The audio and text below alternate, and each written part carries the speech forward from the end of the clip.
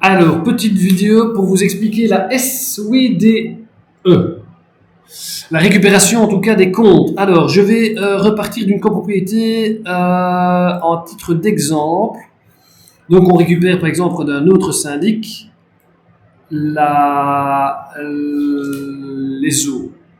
Alors, ce que vous devez surtout regarder sur la société Wallonne des eaux, c'est comment est intitulé le preneur. Alors, je vais donner un exemple ici. C'est que vous avez ici, dans le tout premier nom, ACP Memlink. Alors, peu importe que ça soit marqué ACP, ou c'était résidence Memlink, ou Memlink tout court, si la toute première ligne ne contient pas le syndic, et que ça comporte le nom de l'immeuble, c'est OK. Ça veut dire que la seule chose qu'il faut faire au niveau de la SWDE, c'est contacter la SWDE en leur disant que le syndic a changé, le numéro de client reste le même, et vous allez simplement changer éventuellement la personne de contact, puisque ici vous avez en CO sur syndic, donc ça vous pouvez effectivement leur demander de changer, puisque le CO il est lié à l'adresse. Et donc l'adresse, vous mettez Chaussée de Thouin 139B, au moment où on fait la vidéo, ce sera effectivement avenue Paul Pasture 367 à terme. 6032 Mont-sur-Marchienne, très bien, on change ça, mais la vidéo est surtout faite pour vous dire qu'il faut aussi changer l'adresse email, et l'adresse email, vous la trouvez quand vous prenez, vous devez mettre, vous devez donner à la SWDE l'adresse email suivante, c'est R pour résidence en minuscule, le code unique chez nous de résidence. Donc pour celui qui ne le sait pas, quand on sélectionne n'importe quel, je vais prendre une autre ici, vous voyez 1024, si je prends le même link en question, c'est 2168. Donc vous mettez R minuscule, le numéro d'identification unique, @gi-consult.be. Vous leur demandez donc de changer simplement cette adresse mail. Et quand vous faites ça, vous demandez si un compte client existe.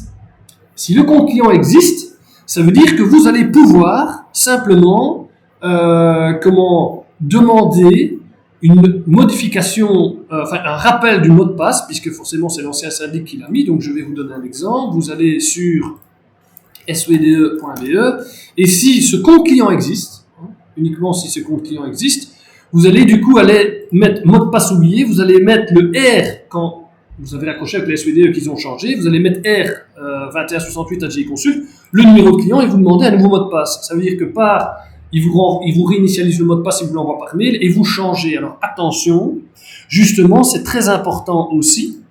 L'adresse email, ce sera toujours donc le R @gi-consult.be.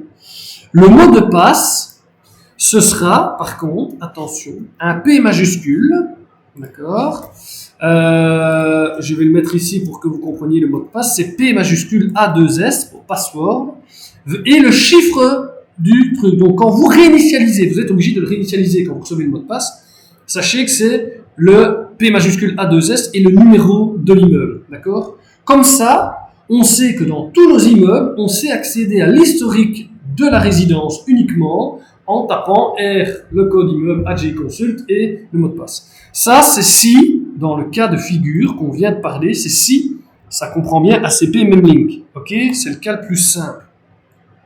Si maintenant, les syndics, comme beaucoup de syndics pimpins, évidemment, mettent, c'est qu'ils le mettent uniquement à leur nom. C'est le cas qu'on a eu ici pour AFIM, pour ne pas le citer. AFIM, ils mettent simplement AFIM, mais certains autres syndics, ne connaissant pas beaucoup les procédures, le font. Donc ça veut dire que là, vous devez prendre l'index du compteur parce qu'il y a un changement, il y a une clôture et un nouveau numéro de client qui va s'ouvrir. Donc là, vous devez du coup dire qu'il y a un changement, donc il vous crée un nouveau numéro de client et là, vous faites la même chose, sauf que vous devez donner l'index. Donc vous ne savez pas faire la reprise. C'est ça qui est important de savoir.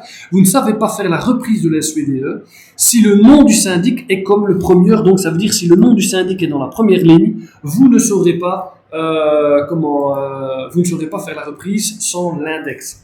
Mais sinon, si vous avez l'index, vous communiquez l'index par téléphone, il vous crée un nouveau numéro de client, vous redonnez cette adresse mail et là vous pouvez après aussi demander par téléphone qu'il vous crée l'espace client.